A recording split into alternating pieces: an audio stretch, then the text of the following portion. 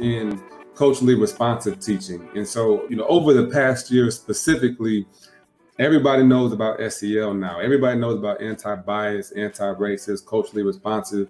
But how much of that is just on the surface, and how much are we really studying? Are we really practicing this? And so, y'all are in the classrooms. Y'all are working with the teachers. Talk to me a bit about culturally responsive teaching and how that's driving education power to impact students.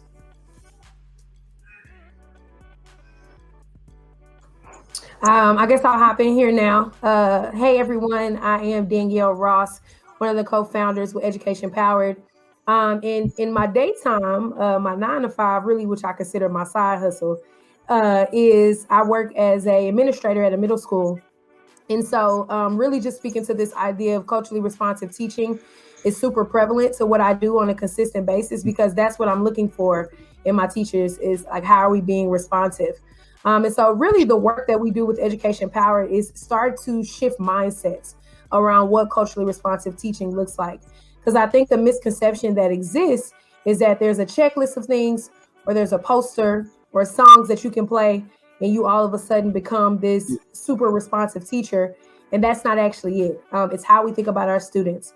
It's how we're interacting with them. How do we engage with their families, right? And starting to get educators to shift their mindset around putting our responsibility on students and families to taking that power back and bringing different experiences in the classroom.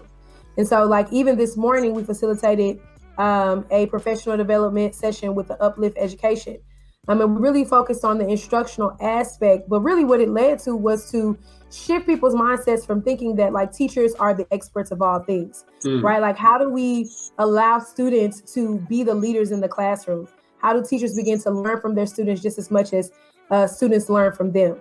And so when you think about this idea of culturally responsive teaching, it's truly the person. It's how dedicated you want to be, how committed do you want to be, and how can you shift your mindset to think about ways of developing the holistic child and not just in the academic space. So.